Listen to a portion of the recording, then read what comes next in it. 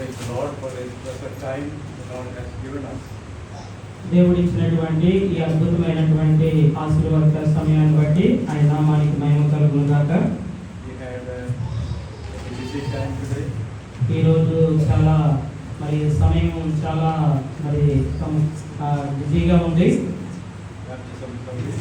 Baptist కార్యక్రమం జరిగింది. And then we had a Lord's table. ఆ తర్వాత బల కార్యక్రమం కూడా జరిగించుకున్నాం. So I mean it's a bit late. కొంచెం సమయం ఆలస్యమైనట్టుగా ఉన్నది. Maybe we are a bit hungry also. అదేవిధంగా కొద్దిగా ఆకలి కూడా అనిపిస్తున్నట్లుగా అనిపిస్తుంది. Yes. It seems we have అందరికి భోజనం here. అందరికీ భోజనం ఉందని తెలుగులో చెప్పారు. So we will sit some more time listening to the word of God. మనం ఇంకా కొద్ది సమయం కూర్చొని దేవుని యొక్క వాక్యాన్ని శ్రద్ధగా విందాము. I am sure that the pastor has told the believers about baptism. ఈ బాప్టిజం తీసుకున్నటువంటి విశ్వాసుల గురించి పాస్టర్ గారు చెప్పినారు. Philippians 2:20 Paul says, I am crucified with Christ. ఫిలిప్పీయులకు రాసిన పత్రిక 2:20 పౌలు గారు ఇలా అన్నారు, నేను క్రీస్తుతో సిలువ వేయబడ్డాను అన్నారు. When are we crucified? మనం ఎప్పుడు సిలువ వేయబడ్డామండి? Is it today? ఈ రోజా? బాప్టిజం తీసుకున్న ఈ రోజా? We are crucified with Christ. మనం క్రీస్తుతో ఎప్పుడో సిలువ వేయబడ్డాం. Before we are born again. Before we are born. మనము జన్మించక ముందే, before our parents or grandparents were born. మన యొక్క తాతలు కూడా పుట్టక మునిపే 2000 years back we were crucified with Christ. 2000 సంవత్సరాలకు పూర్వమే మనం క్రీస్తుతో సిలువ వేయబడ్డాం. And that is positionally we are crucified. దాన్ని మనము దేవుడు అప్పుడు జరిగించుకున్నారు ఆ పనిని.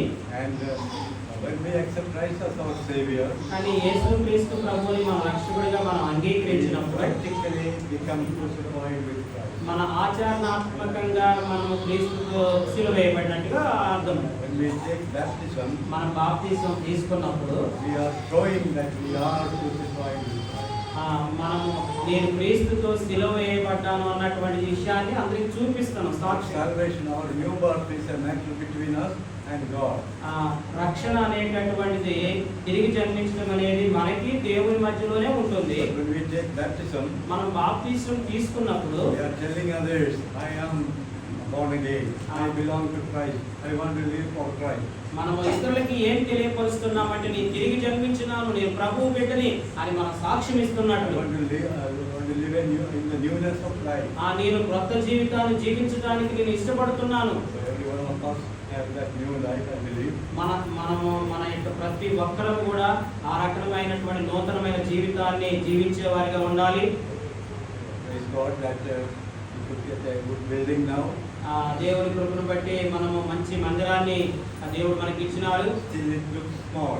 అయినప్పటికీ ఇది కొంచెం చిన్నగానే అనిపిస్తుంది. God's time it will become bigger.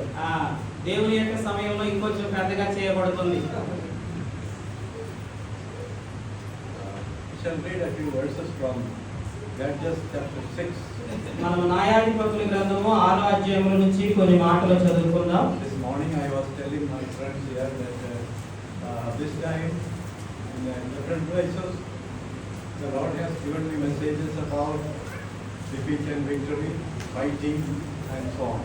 నేను ఈ ఉదయకాల సమయంలో నా స్నేహితులతో చెబుతున్నాను, ఓడిపోవటము, గెలవటము, ఈ రకమైనటువంటి వాక్యాలను దేవుడు ఇస్తున్నాడని చెప్పినాను.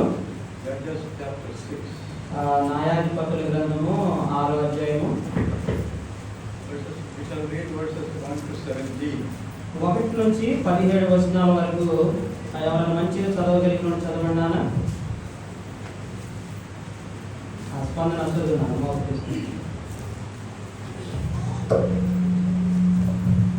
ఇశ్రాయేలుల యెహోవా 7 ఏళ్ళు వారిని మిద్యానీయులకు అప్పగించెను.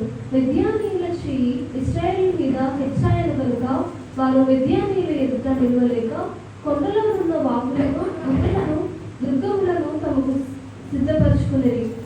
ఇశ్రాయేలీయులు విత్తనములు విత్తిన తరువాత మిద్యానీయులు అమాలేకీయులను తూర్పు వారు తమ పశువులను గుడారులను తీసుకొని విడతల దండంత విస్తారముగా వారి మీదకి వచ్చి వారి ఎదుట దిగి గాజాకు పోవునంత దూరము భూమి పంటను పాడు చేసి ఒక గొర్రెను కానీ ఎద్దును కానీ గాడిదను కానీ జీవన సాధనమైన మరి దేనిని కానీ ఇశ్రాయేలులకు ఉండనీయలేదు.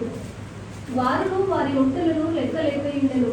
దేశమును పాడు చేయటకు వారు దానిలోనికి వచ్చిరి.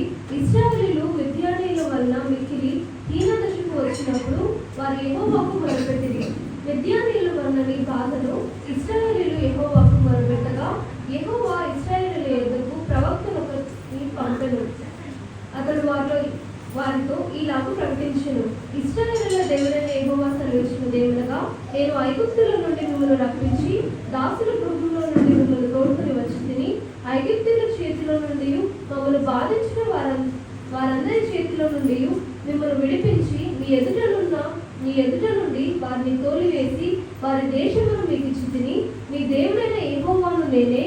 మీరు అమోరీయుల దేశంలో నివసించున్నారు. వారి దేవతలకు భయపడుతుంది అని మీతో చెప్పితిని కానీ మీరు నా మాట వినకపోయేది. యెహోవా దూత వచ్చి అబీయెజ్రీయుడైన యోవాషునకు కలిగిన ఒఫ్రాలోని మస్తకి వృక్షము కింద కూర్చుండెను. యోవాషు కుమారుడైన గిద్యోను మిద్యానీయులకు మరుగైనట్లు గానుగ చాటున గోధుమలను దుల్లగొట్టుచుండగా యెహోవా దూత అతనికి కనబడి పరాక్రమము గల బలాఢ్యుడా, యెహోవా నీకు తోడై ఉన్నాడని అతనితో అనగా, గిద్యోను చిత్తము నా యేలినవాడా, యెహోవా నాకు తోడై ఉండేలా ఇదంతయు మాకేల సంభవించెను. యెహోవా ఐగుప్తుల నుండి మమ్మల్ని రప్పించినని చెప్పుచు మా పితరులు మాకు వివరించిన ఆయన అద్భుత కార్యములన్నీ ఏమాయను. యెహోవా మమ్మల్ని విడిచిపెట్టి మిద్యానీయుల చేతికి మమ్మల్ని అప్పగించునని వారితో చెప్పెను. అంతటా యెహోవా అతని తట్టు తిరిగి బలము తెచ్చుకొని వెళ్ళి మిద్యానీయుల చేతిలో నుండి ఇశ్రాయేలీయులను రక్షింపుము, నిన్ను పంపిన వాడును నేనే అని చెప్పగా, అతడు చిత్తమున ఎలినవాడా, దేని సహాయం చేత నేను ఇశ్రాయేలీయులను రక్షింపగలను? నా కుటుంబము మనష్షే గోత్రములో ఎన్నికలేనిదే. నా పితరుల కుటుంబంలో నేను కనిష్ఠుడై ఉన్నానని ఆయనకు చెప్పెను. అందుకు యెహోవా, అయిననేమి, నేను నీకు తోడైందును గనుక ఒక మనిషిని హతము చేయనట్లు మిద్యానీయులను నీవు హతము చేయదు అని సెలవిచ్చెను. అందుకతడు, నా ఎడల నీకు కటాక్షము కలిగిన ఎడల నాతో మాట్లాడుచున్న వాడము నీవే అని నేను తెలుసుకున్నట్లు ఒక సూచన కనపరచుము. Here we find Israel's crisis and cure. ఇక్కడ ఇశ్రాయేలు ప్రజల యొక్క దేన దశ, అదే విధంగా ఆ స్థితిలో నుంచి వారు బయటికి రావటం అనేది మనం చూస్తున్నాం. దేశ దగ్గర Israel people were loved by God. ఆ ఇశ్రాయేలు ప్రజల్ని దేవుడు ప్రేమిస్తూ వచ్చినాడు. Why God loved them? నాన్న ఎందుకు దేవుడు ఎందుకు వారిని ప్రేమించినాడు?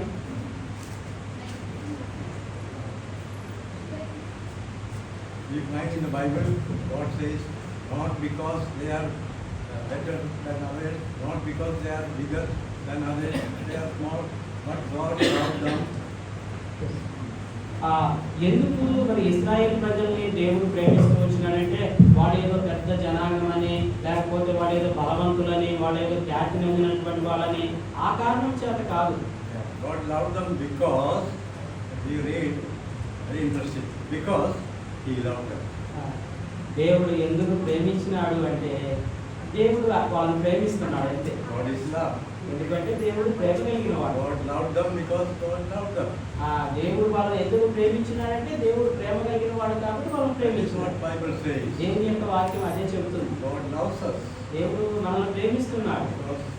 Not because we are good people. మన మీద మంచి వాళ్ళని దేవుడు ప్రేమించట్లేదు. We were enemies of God. మన దేవునికి శత్రువులు. We were sinners. మన పాపులం. But God loved us, and that is why He sent His only begotten Son to this world. అందుకే దేవుడు మనల్ని ప్రేమించి తన యొక్క కుమారుని భూమి మీదకు పంపించినాడు. ఇశ్రాయేల్ ప్రజలు loved by God, they were called out by God. దేవుడి చేత ప్రేమించబడినటువంటి వారుగా ఉన్నారు. We know that they were under the bondage of Pharaoh in Egypt. వారు ఐగుప్తు దేశంలో ఫరో యొక్క బానిసత్వంలో ఉన్నారు. And now they were called out of that bondage. ఇప్పుడు ఆ యొక్క బానిసత్వం నుంచి వారు బయటికి తీసుకొని రాబడ్డారు. They were separated people of God. దేవుని కోసం వారు ప్రత్యేకమైనటువంటి జనాంగముగా ఉన్నారు. There was a twofold purpose for that. ఏంటి అంటే ఒక రెండు రకాలైనటువంటి కారణాలు ఉన్నాయి. First purpose was that they may be blessed. ఎందుకు అంటే వాళ్ళు దీవించబడాలి. And second purpose was that they may be channels of blessing to others. ఇతరులకు వాళ్ళు ఆశీర్వాదకరమైనటువంటి వారిగా ఉండటం కొరకు. Yeah, we are also chosen by God. మనం కూడా దేవుని చేత ఏర్పాటు చేయబడినటువంటి వారు. We want to be blessed. God wants us to be blessed. దేవుడు ఎప్పుడు కూడా మనల్ని దీవించాలని ఆయన ఆశపడుతున్నాడు. God wants us to be channels of blessing to others. దేవుడు మనల్ని దీవించడమే కాకుండా మనం ఇతరులకు అనేకులకు ఆశీర్వాదకరమైనటువంటి వారిగా ఉండాలని కూడా కోరుకుంటున్నాడు. Bible portion we read already. మనం ఈ యొక్క బైబిల్లో ఉన్నటువంటి వాక్య భాగాన్ని చదువుకున్నాం. Mind they of Israel people were in crisis. ఆ ఇశ్రాయేలు ప్రజలు చాలా హీన దశలో దేన స్థితిలో ఉన్నట్టుగా మనం చూస్తున్నాం. And there was a cure for that. దాని నుండి కూడా వారు బయటకు వచ్చినట్టు కూడా చూస్తున్నాం. Before we come to cure, let us see that crisis. అసలుకి వాళ్ళు దాని నుంచి ఎలా బయటకు వచ్చినారో దాన్ని చూసే ముందు వాళ్ళకు ఉన్నటువంటి హీన దశ ఏంటో మనం మొట్టమొదటి దాన్ని చూద్దాం. It will be good to keep your Bible open before you. దయచేసి మీ దగ్గర ఉన్నటువంటి బైబిల్ మీరు తెరిచి ఉంచండి. We may not have time to read again and again, so when I say the reference, you can just look into the Bible. దయచేసి నేను ఏ reference అయితే చెబుతానో ఆ రిఫరెన్స్కి వెళ్ళి మీరు చూడండి, కానీ చదవటానికి మనకి సమయం సరిపోదు. So first we say about the crisis. మొట్టమొదటిగా మనం చూసినట్లయితే వారికి ఉన్నటువంటి హీన దశ ఏంటి? What was the cause of that crisis? దానికి వాడు ఎంత చెల్లించాల్సినటువంటి పరిస్థితి వచ్చింది. Verse 1, we know it is because of their sin. మొట్టమొదటిగా కారణం ఏంటి అంటే వారు పాపము. And verse 10 says because of their disobedience. రెండోది వారు దేవునికి లోబడిన కారణం చేత. In chapter, when we read this passage, the beginning, in English we have the word, first word is then. ఇశ్రాయేలు యెహోవా దృష్టికి దోషులైన యెహోవా ఏడేళ్ళు వారిని మిద్యానీయులకు అప్పగించాడు. Our English Bible it starts with at that time, not then. English బైబిల్లో మరి తరువాత అనేటటువంటి మాట మనం చూస్తున్నాం. If you look back, మనం దానికంటే ముందు చూసినట్లయితే that means the last words, last sentence of the previous chapter. మనము 5వ అధ్యాయం ఆఖరి మాటలు మనం చూసినట్లయితే You read the land had rest for 40 years. ఆ యొక్క ప్రదేశం అంతా కూడా 40 సంవత్సరాలు మంచిగా ఉన్నది.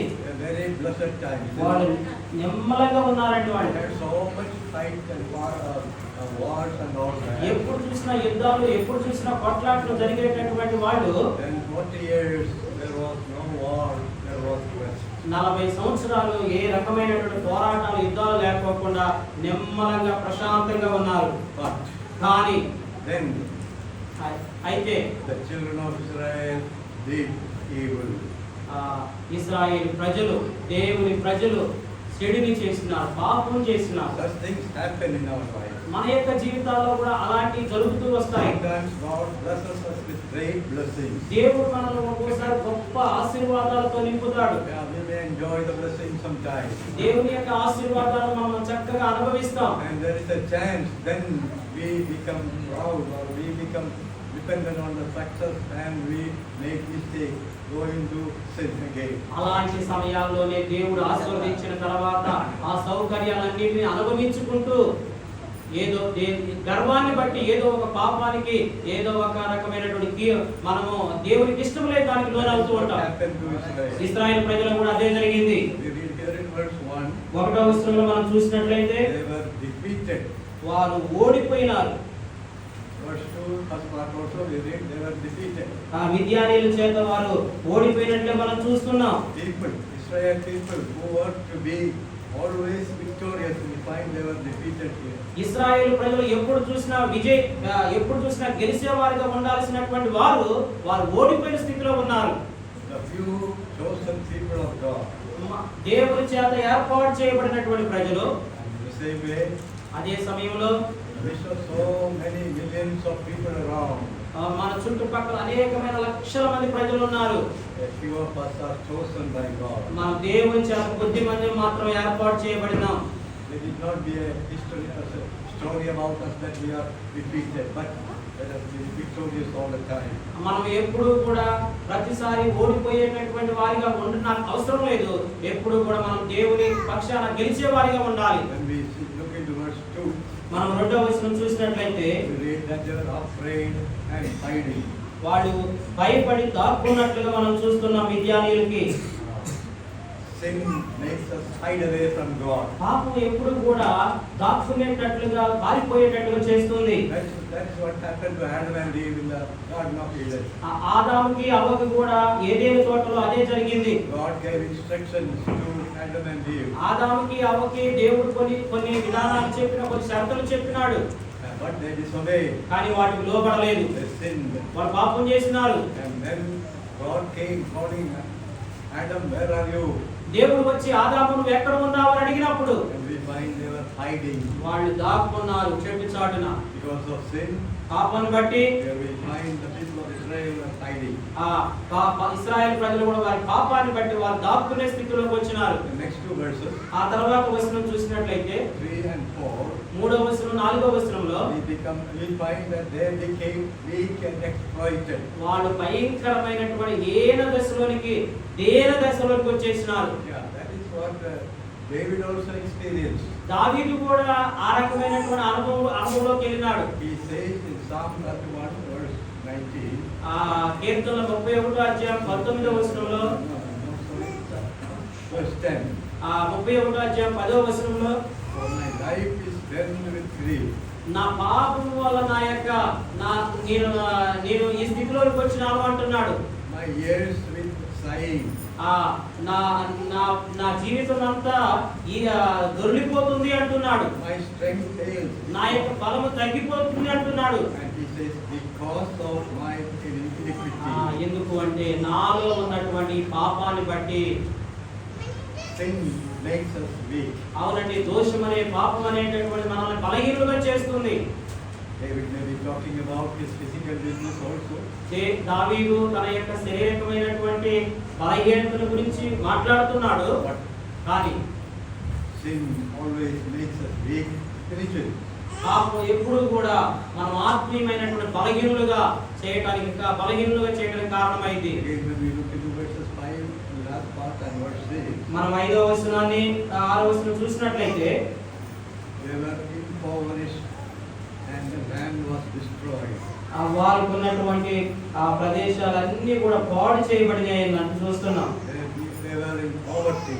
వాళ్ళు చాలా పేదరికంలోకి వచ్చినారు. God was providing them whatever they needed. దేవుడు వాళ్ళకి ఏమి కావాలో వాటన్నిటిని దేవుడు సహాయం చేస్తూ వచ్చినాడు. Even when they were traveling in the wilderness, God provided manna. వాళ్ళు అరణ్య ప్రయాణంలో ఉన్నప్పుడు దేవుడు మన్నాన్ని వారికి ఇచ్చినాడు.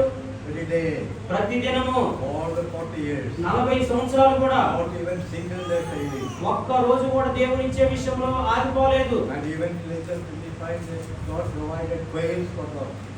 వాళ్ళకి కావలసినటువంటి పూరేలు కూడా దేవుడు ఇచ్చినాడు. And then they entered the promised land. దేవుడు చేసిన వాగ్దానం ప్రదేశానికి వచ్చినారు. They could eat the fruit of the land.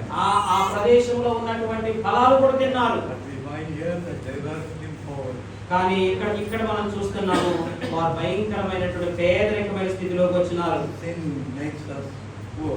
పాపము మనిషిని Spiritually poor. పాపము మనిషిని ఆత్మీయమైనటువంటి పేదరికంలోకి తీసుకొని వెళ్తుంది. You know the story of prodigal son very well. మీ అందరికీ తెలుసు కదా తప్పిపోయిన కుమారుని యొక్క కథ. We read it in Luke chapter 15. లోకా సువార్త 15వ అధ్యాయంలో ఉంటది. He was having everything with his father. తండ్రి యొక్క ఇంటిలో ఆ కుమారుడికి అన్నీ ఉన్నాయి. But he rebelled and went away.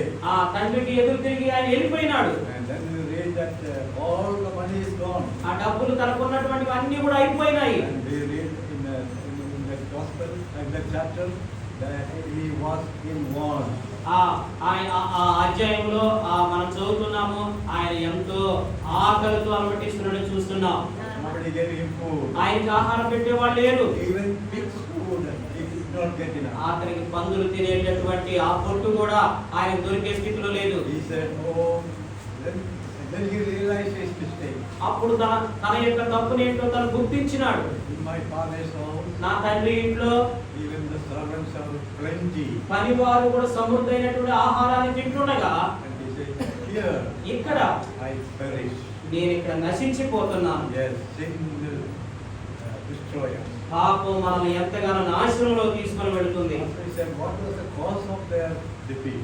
వారి యొక్క ఓడిపోవడానికి గల కారణం ఏంటి? What was the crisis? ఏంటి దానివల్ల వచ్చిన పరిణామం ఏంటి? It was sin. కారణం ఏంటంటే పాపం. God does not take sin light. పాపాన్ని దేవుడు ఎప్పుడూ కూడా తేలిగ్గా తీసుకోడు, సులువుగా తీసుకోడు. People may take sin light, మనుషులు పాపాన్ని చాలా తేలిగ్గా మాట్లాడేస్తారు. but God hates sin. దేవుడు పాపాన్ని ద్వేషిస్తాడు. His love to his children is so great. ఆయన పిల్లలు ఎంతగానో ప్రేమిస్తాడు. In the same way, అదే విధంగా his anger to their sin is also very great. వారి విషయంలో వారు పాపం చేస్తే ఆయన కోపం కూడా అలాగనే ఉంటుంది. Yeah. Because of their sin, వారి యొక్క పాపాన్ని బట్టి they were given over to the enemy. వారి యొక్క శత్రువులకు అప్పగించబడినారు. That is what we find in the beginning. మనం ప్రారంభంలో దాన్ని మనం చూస్తున్నాం. But God is merciful. కానీ మన దేవుడు కనికరం కలిగిన He is దేవుడు, a forgiving God. ఆయన క్షమించే దేవుడు. He does not want his people to remain in the same state all the time. ఎప్పుడు కూడా ఆ పాప స్థితిలోనే ఉండాలని దేవుడు కోరుకోవటం లేదు. There is a blessed message, that is, there is a cure. ఒక గొప్ప శుభవార్త ఏంటంటే వారికి ఆ స్థితిలో నుంచి బయటకు వచ్చే అవకాశం కూడా ఉంది. There is a cure for every defeat, crisis, spiritually. ఆత్మీయంగా ప్రతి ఓడిపోయిన స్థితిలో నుంచి, పడిపోయిన స్థితిలో నుంచి, పేదరికం నుంచి బయటికి రావడానికి అవకాశాన్ని దేవుడికి అవకాశం ఇచ్చాడు. We have physical sicknesses. మనకి ఎప్పుడైతే శారీరకమైన బలహీనతలు ఉంటాయో God may heal. దేవుడు స్వస్థపరచొచ్చు. Sometimes we may not be healed. కొన్నిసార్లు స్వస్థపరచబడకపోవచ్చు. But spiritual sicknesses, కానీ ఆత్మీయమైనటువంటి బలహీనతల విషయంలో surely దేవుడు God will ఖచ్చితంగా completely heal. ఆయన ఖచ్చితంగా పరిపూర్ణంగా స్వస్థతనిస్తాడు. Yeah, there is always cure. ప్రతి సమయంలో స్వస్థత ఇస్తాడు. That is what we are going to see secondly. మనం రెండవదిగా దాన్ని మనం ఇప్పుడు చూడబోతున్నాం. So far we are seeing about the crisis. ఇశ్రాయేలు యొక్క వాళ్ళ యొక్క హీన దశను ఇప్పటి వరకు మనం చూసుకుంటూ వచ్చినాము. Now let us look at the cure. ఇప్పుడు మనము వారు ఆ హీన దశ నుంచి ఎలాగైతే బయటపడ్డారో దాన్ని మనం చూద్దాం. Some of us were present in the meeting last night. Some of us were present in the meeting last night. ఇక్కడ ఉన్నటువంటి కొంతమంది రాత్రికాల సమయం జరిగిన మీటింగ్ లో ఉన్నాము. For any cure, ఏ రకమైనటువంటి స్వస్థత అయినా కూడా, for any success, ఏ యొక్క విజయం కూడా, for any achievement, ఏ గొప్పతనమైనా కూడా, any spiritual blessing, ఏ ఆత్మీయమైన ఆశీర్వాదమైనా కూడా there is God's part and man's part. దేవుడు చేసేది ఉంటుంది, అదే విధంగా మనిషి చేయాల్సింది కూడా Even ఉంటుంది. for salvation, మనము రక్షణ కోసము we are saved by grace. మనము రక్షించబడ్డామంటే ఆయన కృపను బట్టి రక్షించబడ్డాం. We are saved by grace through faith. ఆయన కృపను బట్టి మనం వచ్చినటువంటి విశ్వాసాన్ని బట్టి. Grace, God's part. దేవుని కృప ఆయన భాగం, ఆయన చేసే పని. Faith, our part. విశ్వాసం మనం చేయాల్సిన పని. So here also we find there was part of Israel and God's part. ఇక్కడ కూడా మనం చూస్తున్నాం ఇశ్రాయేలు ప్రజలు చేయాల్సిన పని ఉంది, దేవుడు చేయాల్సినటువంటి పని కూడా ఉన్నది. On the part of Israel. ఆ యొక్క ఇశ్రాయేలు చేయవలసింది ఏంటంటే, Last part says, 6వ వచనం ఆఖరి భాగం చెబుతుంది, cry to the Lord. వాళ్ళు దేవునికి మొరపెట్టినారు. That is the solution. Their part. వాళ్ళు చేయాల్సింది ఏంటంటే వాళ్ళు దేవునికి యెహోవాకు మొరపెట్టాలి. God punished them. దేవుడు వాళ్ళని శిక్షించినాడు. They were defeated. వాళ్ళు ఓడిపోయినారు. And but they wept and cried to the Lord. బాగా కన్నీరు కార్చి దేవునికి మొరపెట్టినారు. And we see also God's part here. ఇక్కడ మనం దేవుడు చేయాల్సింది కూడా మనం చూస్తున్నాం. God is more concerned about them than they themselves are concerned about them. వారి గురించి శ్రద్ధ వహించే దానికంటే కూడా దేవుడు వారి గురించి ఎక్కువ శ్రద్ధ వహిస్తున్నాడు. Dear friends, God is more concerned about us more than we are concerned about us. ప్రియమైనటువంటి స్నేహితులారా, మన గురించి మనకి ఎంత ప్రేమ ఉంటుందో మన మీద మనకంటే ఎక్కువగా మన దేవునికి మన మీద ఎక్కువ ఉంటుంది. God is more concerned about our children more than we are concerned about them. మన పిల్లల గురించి మనము పట్టించుకునే దానికంటే ఎక్కువగా మన దేవుడు మన పిల్లలను పట్టించుకునే వాడిగా ఉన్నాడు. The book of Judges, ఆ న్యాయాధిపతుల గ్రంథంలో we find God rescued Israel through prophets and judges. ఇక్కడ మనము న్యాయాధిపతుల ద్వారా ప్రవక్తల ద్వారా మరి ఇశ్రాయేలు ప్రజల్ని మరి సరిచేసినట్లు చూస్తున్నాం. We read here, it came to pass when the children were served. Yeah. Kind of the Lord sent the prophet to the children of Israel. ఇక్కడ మనం చూస్తున్నాం, ఎప్పుడైతే వాళ్ళు కన్నీరు కార్చి దేవునికి మొరపెట్టినారో వారి దగ్గరికి ఒక ప్రవక్తను పంపినట్లు మనం చూస్తున్నాం. He convicted them of their sin. వారి యొక్క పాపం వారు గుర్తెరిగేటటువంటి స్థితిలోకి వచ్చినప్పుడు It's very important that we must be convicted of sin. ఎప్పుడైనా ఏదైనా పొరపాటు జరిగితే ఇది నా పొరపాటు అనేటటువంటి మనం గ్రహించాలి. We must know what is problem in us or with us. మాలో ఏమున్నది అనేది మనకు అర్థం కావాలి. If we expect forgiveness, మనము దేవుని దగ్గర నుంచి ఆ క్షమాపణ మనం కావాలనుకుంటే, if we expect blessing, దేవుని దగ్గర నుంచి ఆశీర్వాదం కావాలి అనుకుంటే, if we expect restoration, మనము తిరిగి ఆయనతో పునః ప్రారంభించబడాలనుకుంటే, first step is conviction. మొట్టమొదటిగా మనము నేను ఈ స్థితిలో ఉన్నాను అని గుర్తెరగాలి. We already said about the prodigal son. మనం ఇంతకు ముందే చెప్పిన తప్పిపోయిన కుమారుడు గురించి. First of all, he realized he is wrong. మొట్టమొదటిగా ఇగో నేను ఆయన గ్రహించినాడు, ఇగో నేను ఈ స్థితిలో ఉన్నాను అని. Here we find verse 8, 8వ వచనంలో last part, ఆఖరి భాగం, verse 9 and verse 10. 9వ వచనం 10వ వచనంలో కూడా మనం చూస్తున్నాం. We read that God reminded them of what they were. వారు ఇంతకు ముందు ఐగుప్తులో ఎలా ఉన్నారో దాన్ని గుర్తు చేస్తూ వస్తున్నాడు దేవుడు. Lack of that, we are not reading. We are read at home. మీరు ఇంటికి వెళ్ళిన తర్వాత చదువుకోండి, ఇక్కడ మనకు సమయం సరిపోదు కాబట్టి చదివేయట్లేదు. Reminded them of what they were. వాడు ఇంతకు ముందు ఎలా ఉన్నారో గుర్తు చేసినాడు. And then he says what he did for them. వాళ్ళ కోసం దేవుడు ఏం చేసినాడు ఇక్కడ తెలియపరుస్తున్నాడు. దేవుడు ఏం చేసినాడు, And also అలాగనే what they did. వాళ్ళు ఏం చేసినారో కూడా ఇక్కడ These తెలియదు. things are found here. ఈ- These things are found here. ఇగో ఈ విషయాలు ఇక్కడ కనబడుతున్నాయి. So he convicted of their sin. వారి యొక్క పాపాన్ని వారు గుర్తించినారు. We find God told Gideon as deliverer. వాళ్ళని విడిపించడానికి గిదియోన్ని పంపించినట్లు మనం చూస్తున్నాం. Verse 11 onwards we read about that. 11వ వచనం నుంచి మనం ఆ మాటలు చదువుకుంటూ వస్తున్నాం. Yes, God uses channels. దేవుడు ఒక్కోసారి ఒంటిని కూడా ఉపయోగించుకుంటాడు. Abraham was chosen. Abraham- A channel of blessing God.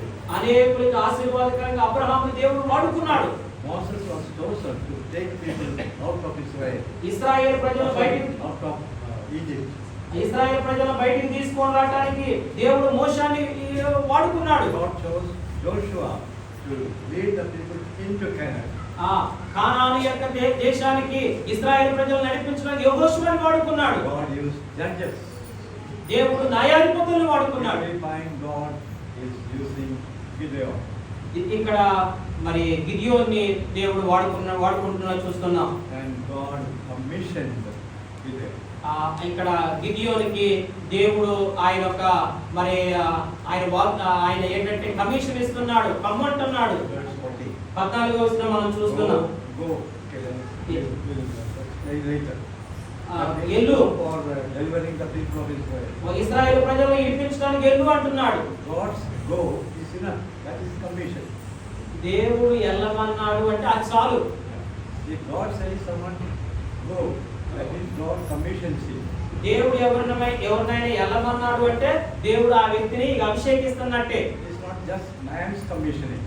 అది మనిషి యొక్క అభిషేకం కాదు. He may have commissioning service sometimes in some churches very grand way, some churches very simple way. కొన్ని సంఘాల్లో ఈ అభిషేకాలు అనేటటువంటి చాలా గొప్పగా చేస్తారు. కొన్ని సంఘాల్లో వాటిని అంత గొప్పగా చేయరు. Most important is that God commissions all. కానీ దేవుడు నిన్ను ఎలమంటున్నాడా లేదని చాలా ప్రాముఖ్యమైన విషయం. If you go without God saying, దేవుడు that is wrong. చెప్పకోకుండా ఒకవేళ నువ్వు వెళ్ళిన వరకు అది చాలా పొరపాటు. If you don't go, if God says go, that also not good. దేవుడు ఎల్లమన్న తర్వాత కూడా నువ్వు వెళ్ళలేదనుకోండి, అది కూడా చాలా పొరపాటు. What sort of people are commissioned by God? ఎవరెవరు ఏ రకమైనటువంటి వ్యక్తులు దేవుని చేత పంపబడతారు? few more minutes. ఇంకా కొన్ని నిమిషాలు మాత్రమే చెబుతాను నేను. God chooses us active people. దేవుడు ఎప్పుడు కూడా సులువుగా ఉన్నటువంటి వాళ్ళని మాత్రమే ఏర్పాటు Active చేసుకుంటాడు. people and those who are carrying out their duties. వారి వారి పనుల్ని చక్కరంగా నిర్వహించేటటువంటి వాళ్ళని దేవుడు ఏర్పాటు చేసుకుంటాడు. Not the idle people. ఎప్పుడు చూసినా కూడా ఏమీ చేయకపోకుండా ఉట్టిగా Every కూర్చొని. mind Gideon was busy. ఇక్కడ మనం చూస్తున్నాం గిదియోను తన పనిలో తను నిమగ్నమై ఉన్నాడు. Because of enemy, he was not just hiding away. ఆ శత్రువులు ఉన్నారు కాబట్టి ఆయన దాక్కొని ఉండలేదు. We read in verse 11, he was threshing the wheat. అక్కడ మనం చూస్తున్నాం ఆయన గానుగు దొక్కుతున్నట్లుగా మనం చూస్తున్నాం. So we can find that throughout the Bible, God uses busy men, not lazy men. దేవుడు ఎప్పుడు కూడా వాళ్ళ పనుల్లో సురుగ్గా ఉండేటటువంటి వాళ్ళని ఎలమంటాడు కానీ లేజీగా స్వామరిగా ఉండేటటువంటి వాళ్ళని దేవుడు ఎలమనడు. Many were called at work. దేవుడు Many people were called when they were working. దేవుడు పిలుచుకున్న వాళ్ళందరూ కూడా వారి వారి పనుల్లో ఉన్నప్పుడే పిలుచుకున్నాడు. Moses was called when he was feeding the sheep. మోషే తన యొక్క మామ యొక్క మందను మేపుతున్నప్పుడు పిలిచినాడు. Amos also was called when he was feeding the sheep. ఆమోసును కూడా దేవుడు మందను మేపుతున్నప్పుడే పిలిచినాడు. Here we find Gideon. గిదియోను కూడా He was called when he was busy grinding the wheat. ఆయన గానుగు తొక్కుతున్నటువంటి ఆ పనిలో ఉన్నప్పుడే దేవుడు పిలుచుకున్నాడు. God chooses those who are busy, active, doing their duty properly. ఎవరైతే వారు చేస్తున్న పనిలో వారు సురుగ్గా మంచిగా ఉంటారో అలాంటి వాళ్ళని మాత్రమే దేవుడు పిలుచుకుంటాడు. Secondly, రెండవదిగా God chooses those who have passion for their people. ఎవరైతే వారి ప్రజల పట్ల భారం కలిగి ఉంటారో అలాంటి వాళ్ళని దేవుడు పిలుచుకుంటాడు. Now Gideon, గిదియోను విషయంలో మనం చూసినట్లయితే verse 13, 13వ వచనం చూసినట్లయితే I don't know about the Telugu Bible, in English Bible, we find 7 times first person plural. ఇక్కడ మనం చూసినట్లయితే 7 సార్లు గిదియోను అంటాడు మేము మాకు ఇలా జరిగిందని 7 సార్లు ఆ మాట అంటాడు. Yesterday we were talking about Nehemiah. నేను దినాలు మేము నెహెమియా గురించి ధ్యానించుకున్నాం. He also, when he was admitting the failure, he said, I and my father's house have sinned.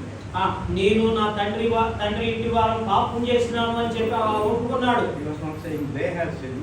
వాళ్ళు పాపం చేసినారు అనలేదు. We have sinned. మేము పాపం చేసినాం అన్నాడు. Here we find Gideon had a burden for his own people. గిదియోను కూడా తన యొక్క సొంత ప్రజల విషయంలో ఎంతో భారం కలిగి ఉన్నట్లు చూస్తున్నాం. Please read when you go home. We and all that ours. మీరు ఇంటికి వెళ్ళిన తర్వాత ఈ మాట చదువుకోండి. మేము మాకు ఎందుకు ఇలా జరిగిందనే మాట ఎక్కువ కనబడుతుంది. మూడవదిగా God chooses for his service humble people. దేవుడు ఎవరైతే విధేయులుగా ఉంటారో తగ్గించుకుంటారో అలాంటి వాళ్ళని దేవుడు ఏర్పాటు చేసుకుంటాడు. When God said go, దేవుడు ఎప్పుడైతే ఎలాగంటాడో he answered. ఆయన సమాధానం Verse 15. 15వ వచనం మనం చూస్తున్నాం. Oh my Lord, how can I serve Israel? Indeed, my clan is the weakest in Manasseh. I am the least in my father's house.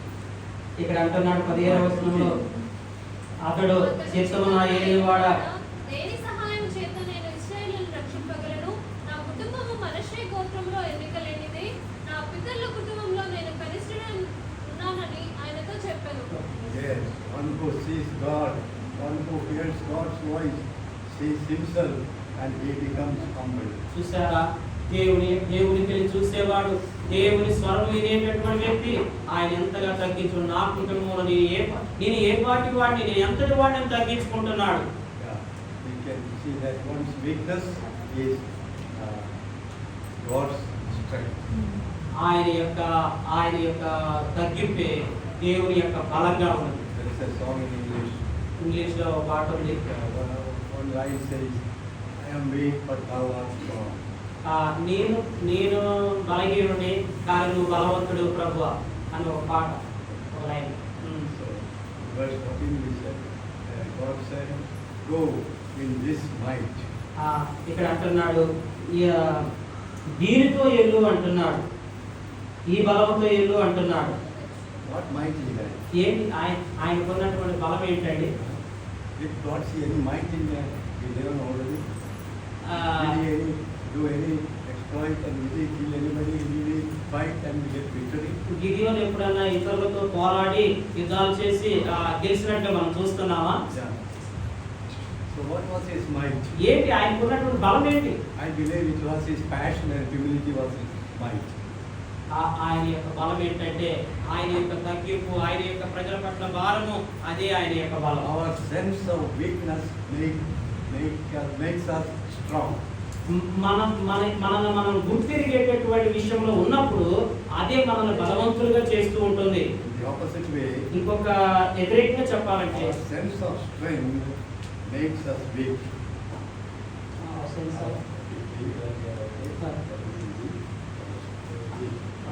నేను పర్లేదు అనుకున్నాను అనుకో, అప్పుడు నేను బలహీనమైనట్టు.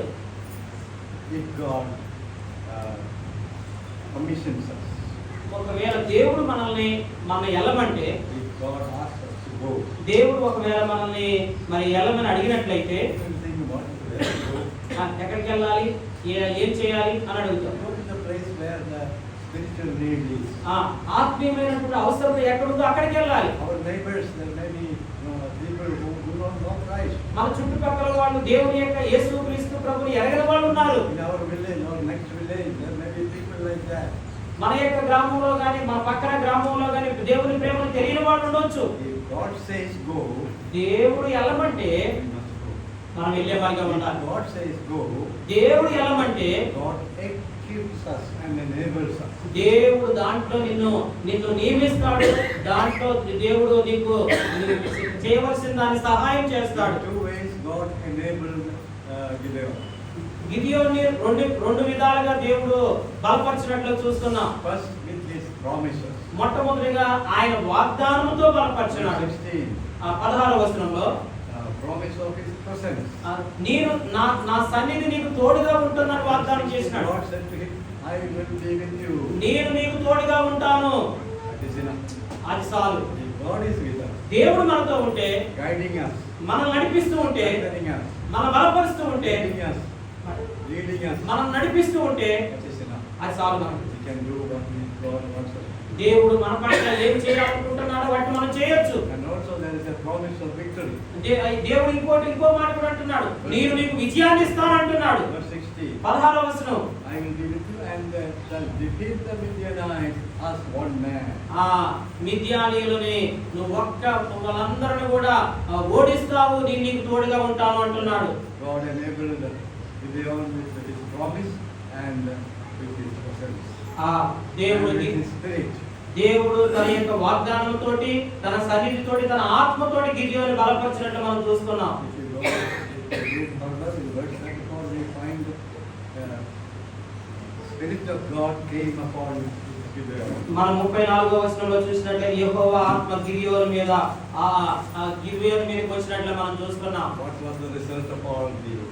వీటన్నిటి యొక్క ప్రతిఫలం ఏంటంటే It's not found in this chapter, మనం దీన్ని మనం చూడంగానే ఈ అధ్యాయంలో, but in the next chapter, తర్వాత అధ్యాయంలో we read that they defeated the Midianites. మిద్యానీయులందరినీ కూడా వారు ఎల్లగొట్టినట్లు మనం చూస్తున్నాం. Midianites who were exploiting the people of Israel. ఇశ్రాయేలు ప్రజలు పరిపూర్ణంగా వాళ్ళు ఎల్లగొట్టేశారు. Who were troubling Israel like anything. ఇశ్రాయేలు ప్రజలు మామూలుగా వాళ్ళని ఇబ్బంది పెట్టలేదు. And this small group Israel defeated them. ఈ చిన్న గ్రూప్ అయినటువంటి ఇశ్రాయేలు ప్రజలు మిద్యానీయులను ఓడించినారు. So we have the spiritual principle, spiritual lesson here. ఇక్కడ మనం ఒక ఆత్మీయమైనటువంటి రూల్ ఉంది. Our enemy Satan may be strong. మన యొక్క శత్రువు అయినటువంటి సాతాను చాలా బలమైన వాడు He కావచ్చు, may be active. వాడు చాలా చురుగ్గా ఉండొచ్చు. But with God మనం దేవునితో ఉంటే we can get victory. మనం గొప్ప విజయాన్ని మనం పొందుకోవచ్చు. We don't need to live in defeat. మనము ఏ మాత్రం ఓడిపోవలసిన అవసరం లేదు. It is God's desire, God's will that we be victorious people. దేవుడు మనము గెలవాలని కోరుకుంటే మనం ఎప్పుడు ఓడిపోము. If anybody is living living a defeated life today, ఒకవేళ ఈ సమయంలో మన జీవితాల్లో ఎవరైనా ఓడిపోయిన స్థితిలో ఉంటున్నామా? take this time to repent, ఈ సమయంలో పశ్చాత్తాపడదాం. to confess to the Lord, ప్రభు దగ్గర ఒప్పుకుందాం. surrender your life. మన జీవితాన్ని ఆయనకు అప్పగించుకుందాం. May the Lord help us. దేవుడు ఇంకా మనకు సహాయం చేయను గాక.